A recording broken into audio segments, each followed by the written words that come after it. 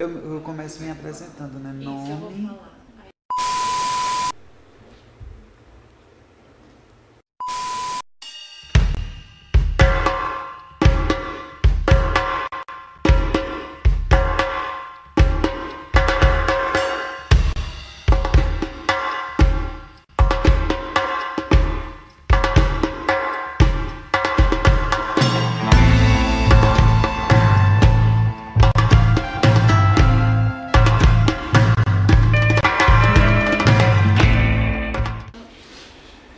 Me chamo Micaela Bezerra, sou uma trans mulher heterossexual. Meu nome é Eduardo Rocha, eu sou trans homem. A construção social do ser homem e ser mulher é engraçada. E quando você nasce, ninguém nasce sabendo o que é isso. E comigo a descoberta foi desde muito nova, desde os 3 anos. Eu já me achava diferente do meu irmão mais velho, que é um menino, e me questionava por eu não ter o mesmo órgão sexual da minha irmã, não poder brincar de boneca, não poder, enfim, viver como minha irmã, e sim ter que viver como meu irmão. Isso trouxe muitas interrogações, muito sofrimento, porque eu apanhava de manhã para tentar me enquadrar num padrão masculino e sem entender, porque eu era perseguida na rua pelos meninos, chamada de bichinha, aquela perseguição toda social que existe. E fui crescendo e fui percebendo que eu não era gay, que eu não era um homem que gostava de outro homem, e sim, eu era uma mulher. Agora eu não entendia como ser uma mulher se eu nasci com um órgão sexual masculino. Então, até a minha adolescência, início da adolescência, 11, 12 anos, foi quando eu pude ver uma reportagem completa sobre Roberta Close, e daí a ficha caiu. Peraí, eu não sou gay mesmo, eu sou transexual. O processo de fato, para me identificar, eu tive que primeiro ter a informação de que existiam pessoas transexuais e dentro delas não eram só mulheres, porque quando eu era criança eu já tive amizade com mulheres trans. E aí quando eu soube que existia homens trans e que podia fazer a transição, que existia essa possibilidade de fazer a transição, e ter uma vida normal, foi aí onde eu comecei a me identificar e a me perceber um homem trans. É importante a gente primeiro situar que a discussão relativa a esse reconhecimento com um gênero que não é aquele gênero do seu, né, não é o sexo biológico que vem com o nascimento, ele parte da noção de uma constituição de identidade e de subjetividade. Então, o que é que a gente precisa entender para compreender esse fenômeno, né, de o que é se reconhecer enquanto transgênero, né, nesse caso que abarca uma variedade maior de performances sexuais e de gênero. A gente tem que compreender que existe um processo identitário, né, que é constituído socioculturalmente. Isso é a primeira coisa que a gente tem que ter muita clareza. E que isso está totalmente descolado de uma dimensão biológica ou morfofisiológica. Então, a gente tem autores que vão estar dizendo que o importante nessa discussão, né, toda é a gente conseguir fazer uma diferenciação numa tríade que está institucionalmente, né, reconhecida, cientificamente reconhecida, que é a tríade sexo, gênero, desejo, que significa basicamente o seguinte: se eu nasço homem, né, com um aparato genital tido como masculino, com um pênis, né, e todos os seus órgãos e acessórios, necessariamente eu tenho um gênero que se caracteriza como gênero masculino, né, e performatismo um desejo que se orienta para o sexo oposto, ou seja, mulheres.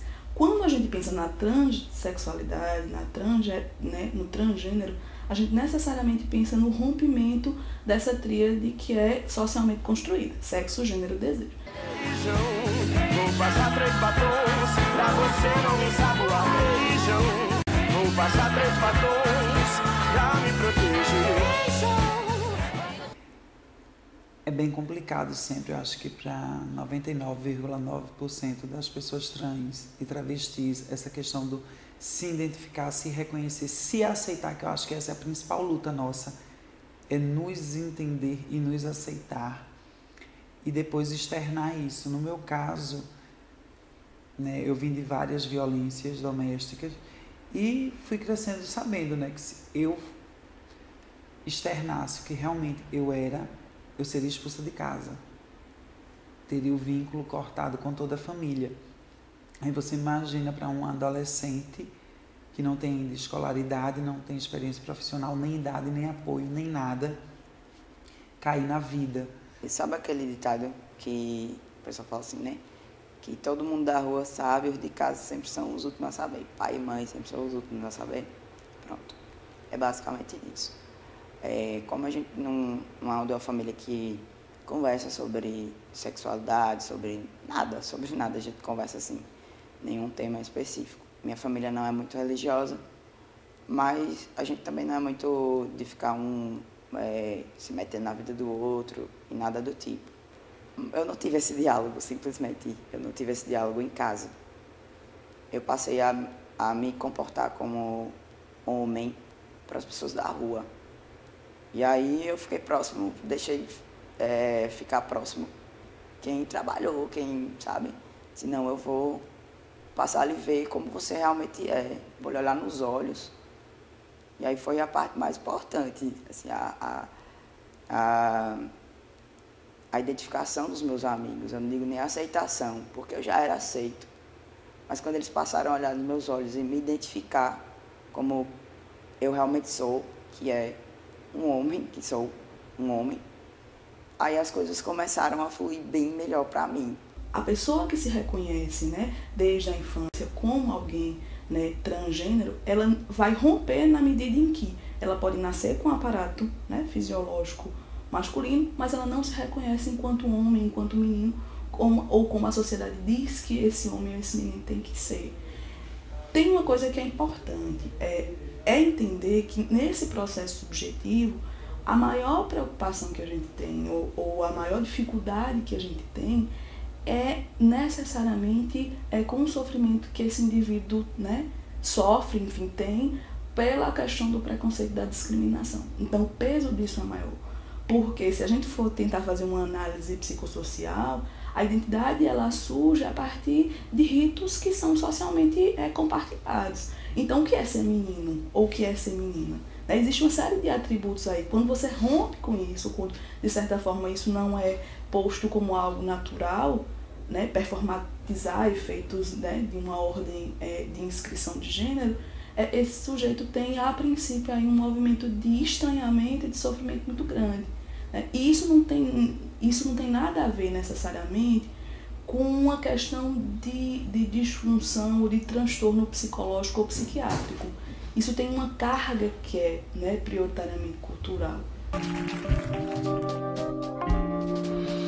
De tudo que é nego torto, do mangue, do cais, do porto, ela já foi namorada. O seu corpo é dos errantes, dos cegos, dos retirantes, é de quem não tem mais nada. Dá-se assim desde menina, na garagem, na cantina. Foi criada em 2013 uma gerência, que era a gerência de diversidade, também com essa função, né, de provocar esse debate, né, provocar o debate sobre as questões do preconceito, né, da homofobia, da transfobia. Então a gente suscitou esse debate de 2013 para cá e hoje somos uma diretoria, né, então aumentaram as responsabilidades. No que diz respeito ao mercado de trabalho, o que a gente tem visto? A gente tem percebido que, se a gente for fazer uma conta em percentual, se a gente for colocar números, a gente pode dizer que 1%, né, da população trans consegue acessar o mercado de trabalho formal, né? O mercado de trabalho formal, que eu digo de modo geral, né? Você não vê, não é em todos os lugares que você não vê nas lojas, não é só em todas as lojas, é uma entre cada 20 lojas. Você não vê em bancos, você não vê no mercado de trabalho do modo geral. Mas a gente sabe que as transexuais ou os transexuais são pessoas capazes como qualquer outra pessoa. Hoje, a gente tem visto que o mercado tem recebido a população LGBT, né? A gente sabe que dentro dessa pirâmide, dentro dessa sigla, também existe uma hierarquia que acessa esse mercado, não é? E a população trans é o que está em último, na base lá mesmo, em último lugar dessa pirâmide, dessa hierarquia. Então a gente precisa chamar a atenção, né, do mercado de trabalho para essa população, para a necessidade dessa população. A secretaria hoje inova, né, quando traz para dentro do seu corpo, dentro do corpo da diretoria hoje, trabalha a primeira transexual, né, com cargo de chefia, com cargo comissionado, que é o caso de Micaela, nossa supervisora, que é uma mulher trans, e Eduardo, que é nosso estagiário, que é um menino trans, um rapaz trans, né? Estou supervisora da diversidade na Prefeitura Municipal de Juazeiro da Bahia, e lá estou tentando implantar medidas que garantam mais cidadania para a população trans do município, como a inclusão do nome social, políticas públicas que tragam essa população para a educação, para a saúde e que garanta sua permanência nesses espaços. Eu sou estagiário do setor Diretoria de Diversidade. A gente trabalha, o nosso trabalho é mais intelectual, é de pesquisar mesmo o que a gente pode fazer de políticas públicas para o segmento LGBT. A gente tem muitas reuniões, a gente sempre está tendo reuniões porque não tem dinheiro, então a gente precisa mobilizar. E aí eu estou à frente dessa mobilização, acho que porque eu tenho um contato mais com a galera LGBT, eu estou à frente mais dessa mobilização. A rotina na CEDIS é bem intensa, né? Porque estamos construindo lá na Diretoria de Diversidade políticas, como eu já tinha falado, para a população trans, mas não só para a população trans, mas de um modo geral para a comunidade LGBT de Juazeiro. E você sabe que isso não é fácil, porque não depende só da gente. O decreto para o uso do nome social no município, graças a Deus o prefeito não viu nenhum problema, a parte burocrática da prefeitura também não, mas em outras questões, em outras demandas, perpassa do nosso setor, que depende de transporte, depende disso e daquilo, e às vezes tem coisas que você vê que por puro preconceito não é facilitada, é dificultada, ou é vista como coisa de viado, sem importância, balela. Isso me entristece, mas a gente não pode baixar a cabeça e esmorecer. Temos que seguir e mostrando que é importante, sim, se debater políticas públicas para essa população. Boizinho corta o cabelo, boizinho arranja um emprego, do Passo, Recife à vista. Deus me diz. O reconhecimento da identidade trans, ele tem que ser fortalecido para que esse sujeito ele esteja mais fortalecido, né, para enfrentar as dificuldades que são inerentes aí a uma sociedade que é particularmente, né, prioritariamente misógina, prioritariamente machista, prioritariamente excludente. Para uma pessoa trans é garantido a dignidade humana, né? Direito à vida, trabalho, como qualquer outra pessoa, que ela é pessoa normal. Infelizmente, por conta do machismo que está impregnado, né, está enraizado em nossa sociedade, faz com que pessoas LGBTs, pessoas trans, sofram um tipo de preconceito maior. Porque a LGBTfobia ela não é crime, ela não é tipificada. Para que houvesse uma sanção na esfera penal, teria que a bancada, o nosso Congresso, aprovar a LGBTfobia e tipificar como um crime. Só que, infelizmente, a bancada evangélica ela barra e não permite que avance essa discussão. Então, âmbito federal, não temos nenhuma lei que proteja. Pode ocorrer de um estado ou um município criar uma lei municipal e estadual referente a multas de estabelecimento que maltrate o cliente, maltrate o trabalhador. Pode, no caso de um trabalhador, pode se referir a danos morais, por enquanto. Quando uma pessoa também é agredida na rua, ela vai prestar uma queixa. Ela vai como uma agressão física, verbal, injúria, mas não por LGBTfobia. No setor, eu não tenho nenhum problema. É tudo bem amor mesmo. É um lugar que a gente chega, eu sei que ninguém vai me tratar mal com transfobia. Mas o setor fica dentro da secretaria, onde tem vários outros setores. E aí, quando eu tenho que conversar com o pessoal da administração, de outras diretorias, às vezes a gente sofre algum tipo de reação no início. Lá eu passei por uma situação na recepção que eu acho que é válido falar para que as pessoas possam entender que a gente sente, sabe? A gente sente que também pessoas cis têm dificuldade de entender as coisas, como que funciona pra gente, como que a gente se sente e tal. Eu entrei na secretaria e na recepção tinha um senhor super simpático. Ninguém nunca me recebeu tão bem naquela secretaria como nesse dia eu fui recebido por esse senhor. Ele falou comigo, Dudu, na maior alegria, de braço aberto mesmo. Tudo bom, cara, você tava sumido daqui. Aí eu disse, cara, na verdade não, mas é porque a gente realmente nunca mais se bateu por aqui. Ele falou, Dudu, maior vereadora de Juazeiro. Maior vereadora de Juazeiro. Ele tinha me recebido tão bem que eu não consegui dizer assim, cara, você tá me confundindo aí, você tá errando aí, vamos ver aí, vamos sentar e conversar. Então, pra você ter noção, como as características femininas, elas prevalecem, assim, as pessoas já ligam o nosso gênero, não tem nem consegue raciocinar, porque se o meu nome é Eduardo, não que isso seja, tem que ser, se é um nome supostamente masculino, dito masculino, a pessoa tem um gênero masculino. Não que seja assim, mas no grosso, assim, né? Digamos assim, no grosso. Se disser assim, olha, Eduardo tá vindo aqui, você vai esperar o quê? Um homem, né? Ele, Dudu, tá.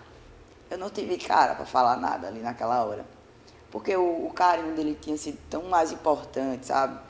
Eu deixei isso não machuca um pouquinho, porque a gente quer ser reconhecido, né?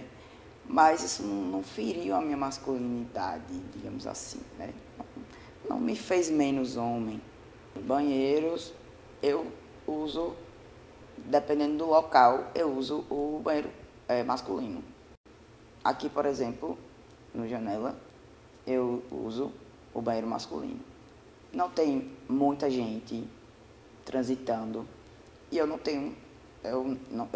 vejo um pingo de risco de sofrer algum tipo de violência, porque esse espaço é um espaço onde andam pessoas desconstruídas, né, que não são presas a esses conceitos conservadores. No trabalho, eu me sinto constrangido de entrar no banheiro masculino, porque os caras ficam me olhando assim, tá ligado? No corredor mesmo, porque o espaço, assim, tem um corredor, onde tem várias salas, assim, né? Várias portas. E aí, na porta do banheiro, eu passo, nem vejo, nem olho. Porque uma vez eu entrei e não tinha ninguém. Eu entrei justamente porque não tinha ninguém, já para evitar algum... eu tinha acabado de chegar, né, na secretaria. Aí entrei rapidão, logo cedo, usei e saí. Quando eu saí, na porta, dei de cara com um cara que eu nunca vi na minha vida, inclusive, não sei nem quem é. E ele ficou me olhando estranho, foi cochichar lá na cozinha para saber, será que é o banheiro? Não sei, uma coisa assim. Aí eu sinceramente, eu evito. Lá na CEDIS, graças a Deus, as meninas nunca me olharam torto, não tem problema nenhum que eu use o sanitário feminino. Os únicos constrangimentos são de uma mulher e 2 homens que trabalham lá no setor que, tipo, me ignoram quando eu tô chegando de manhã, tal, que a gente passa no corredor e o corredor da Cedis é estreito. Eu passo, dou bom dia, eles praticamente ignoram. Fazem cara de paisagem e olham para o outro lado, para a parede. Só que com a idade que eu tenho, o amadurecimento que eu tenho, o problema é deles, não é meu. E a não ser questão de pessoas de outros setores que chegam lá querendo te gritar. Tá entendendo? Porque, tipo, sou recém-chegada, então tem aquela coisa toda, querer jogar hierarquia, tá entendendo? Como se isso fosse me humilhar. Eu acho que se fosse quando eu fosse mais nova, até me afetaria mais. Mas hoje eu olho para essas pessoas e tenho pena. Porque eu acho que se você vive plenamente, você é feliz, é realizado, você não tem por que estar querendo jogar cargo, jogar isso, jogar aquilo, tentar humilhar, constranger ninguém, principalmente em público. Então eu acho que são pessoas pequenas e infelizes. Seu segredo ignorado por todos e até pelo espelho. Seu segredo ignorado por todos e até pelo espelho. Mulher, mulher, mulher. Quando eu passei a deixar currículo, primeiro eu tive a dúvida de qual nome pôr. Foi a primeira coisa, né? Que acho que pesa mesmo. A gente fica no início, assim, que a gente tá querendo sair da zona de conforto, né? E realmente mostrar para o mundo que nós somos pessoas T. A primeira parte é, na hora de procurar emprego, qual nome eu vou botar? O meu nome social ou o meu nome de registro? Eu me trato no masculino ou no feminino? Eu devo botar alguma observação dizendo que eu sou trans? Aí eu pesquisei, perguntei a muita gente, pessoas do Brasil inteiro. E a maioria me dava a mesma resposta. Bote da maneira que você se sentir bem. Mas eu não estava confortável com nenhum dos dois. O nome social eu tinha medo, porque eu tinha necessidade do emprego. E o nome de registro era totalmente constrangedor. Aí eu tive que fazer um trabalho comigo, né? Quando eu consegui, de fato, assim, uma informação bacana, que o cara falou assim, olha, bote o seu nome social, mas bote também o seu de registro, nem que seja pequenininho, para que o entrevistador possa se preparar. Aí eu achei justo. Eu acho justo. A pessoa não sabe quem sou eu, às vezes ela nem sabe que existem pessoas trans no mundo. E aí eu achei justo e fiz. Entreguei, eu nunca tive resposta. Nunca tive uma ligação. Emprego tinha, a vaga estava lá, tinha vaga pra caramba. Não teve atacadão, não teve nada, eu botei tudo que eu pude botar. E não teve uma ligação. E eu não sei como que isso é tão sufocante, tão desesperador, assim, você fica... Por que não me ligam? Olha, mesmo antes de eu começar a minha hormonização, eu já era muito feminina. E principalmente o meu trejeito, o meu comportamento. E isso me privou de ter qualquer chance de empregabilidade formal. Eu lembro que, na época, a Sadia e a Craft, há uns 10 anos atrás, se instalaram na minha cidade. E eu fiz a seleção como todo mundo, a maioria dos jovens da minha cidade, de cidades circos vizinhas. Passei nos primeiros testes porque eu ia bem, aquela coisa bem heteronormativa. Fazia os cursos de capacitação e depois, quando eles percebiam que eu era muito afeminado, eu nunca era selecionada. Você termina, você procura emprego e não consegue pelo seu comportamento, pelo seu jeito, enfim. A desigualdade é tão grande, por que não ter um incentivo e esse olhar sensível para o público ter? Que vivem à margem da sociedade, são convidadas a sair das escolas, então não tem esse direito à educação efetivado, e por não concluírem a escola, não tem como arranjar um emprego, ter um emprego digno. Em 2016, a nossa presidenta Dilma ela assinou um decreto para o nome social, e esse decreto é um marco assim como referência para um dia chegar realmente numa lei. Ela tem força de lei, mas ainda não é o principal, porque precisa ser votado. Mas a partir dessa referência, municípios podem ter decretos e reconhecimento, como agora recentemente, Juazeiro agora o prefeito assinou o decreto do nome social que garante o reconhecimento da identidade de gênero das pessoas. E com a identidade de gênero, os trans podem ter a dignidade. A sociedade civil, juntamente com o poder público, tem dialogado com o público LGBT, com o pessoal trans, e com esse diálogo, a associação e a CEDIS, a Secretaria de Desenvolvimento, está desenvolvendo, né, a ideia do selo da empresa amiga, que é reconhecer empresas que adotam a ideia de empregar LGBTs, principalmente o público trans, travesti, transexual e transgênero. Então é importante valorizar essas empresas para incentivar realmente a estar cada vez mais empregando. Eu não vejo problema nenhum, independente de sexualidade, cada um tem o seu profissionalismo e suas qualidades, né? Então não vejo defeito. Contrataria sim. Para a gente não faz diferença. A empresa, ela tem uma política de admissão dos colaboradores, e a principal é em busca de resultados, mas o principal é que um candidato ele tenha disposição para aprender, ele seja automotivado e que seja uma pessoa que tenha uma visão de crescimento. Para a gente, indifere. A gente é uma empresa onde a gente pode ter várias pessoas dentro da loja, e isso não faz diferença, são pessoas, né, independente das suas opções. Lego não funcionou, Playmobil não me apaixona, não curti o rock and roll, sou bem mais a Madonna. Faço o que eu quero, não devo nada.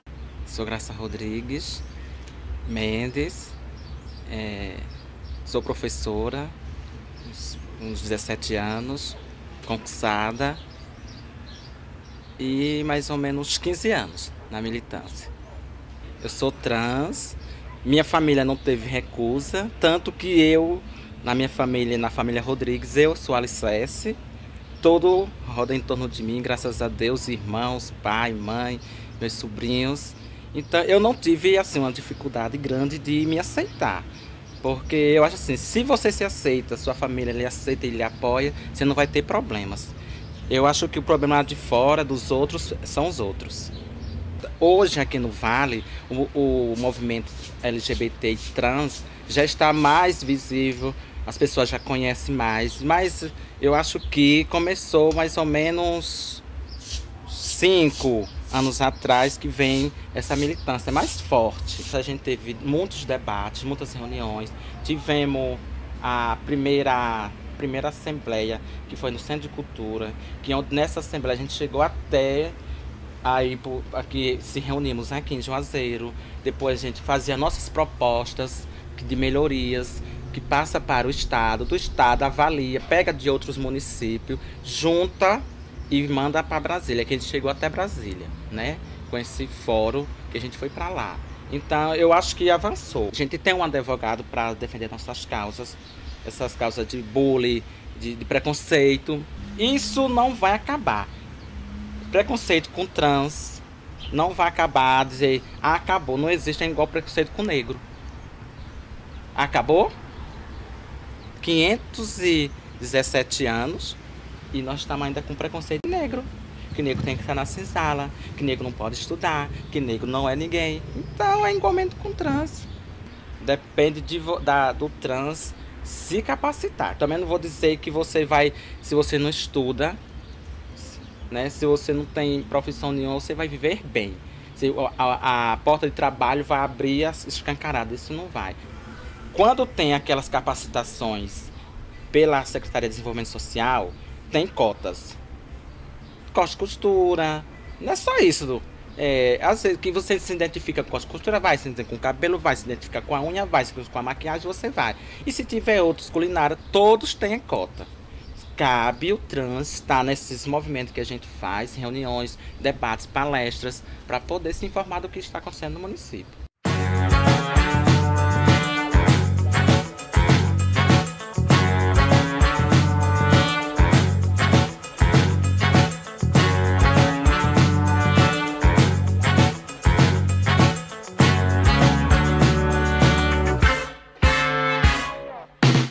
Eu vejo uma guerreira hoje por ter suportado tudo que eu suportei e estar aqui, íntegra, de pé. E eu me sinto uma pessoa melhor agora, em todos os ângulos. Eu me sinto bem melhor em todas as áreas da minha vida. A bandeira é essa, né? A bandeira é fazer com que a gente compreenda. A gente, quando eu falo sociedade de maneira geral. Compreenda a pessoa trans como pessoa.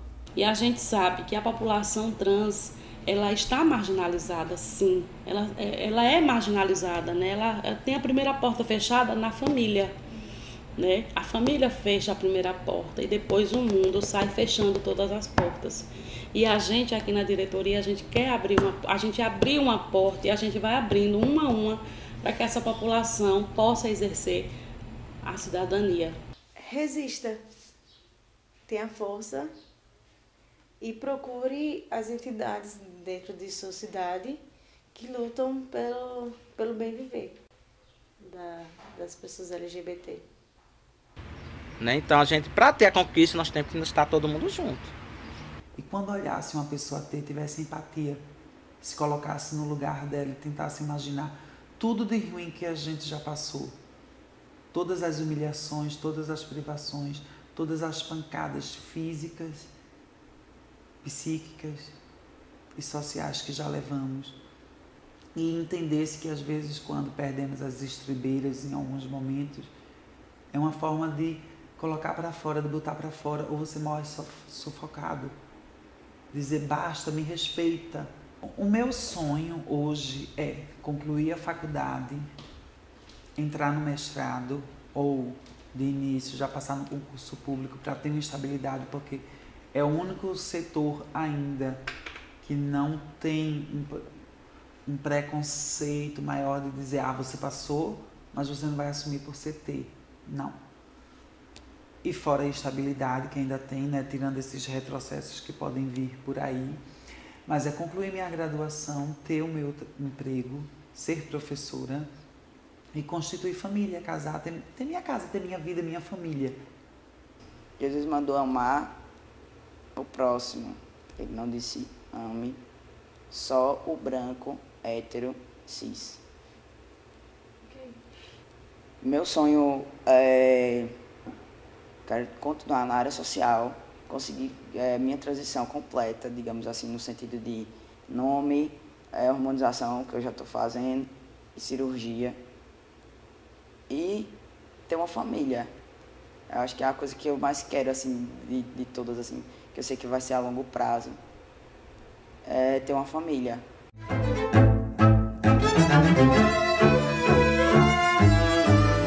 A placa de censura no meu rosto diz não recomendado à sociedade.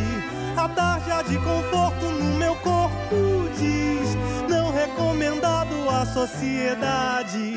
A placa de censura no meu rosto diz não recomendado à sociedade. A tarja de conforto no meu corpo diz não recomendado à sociedade.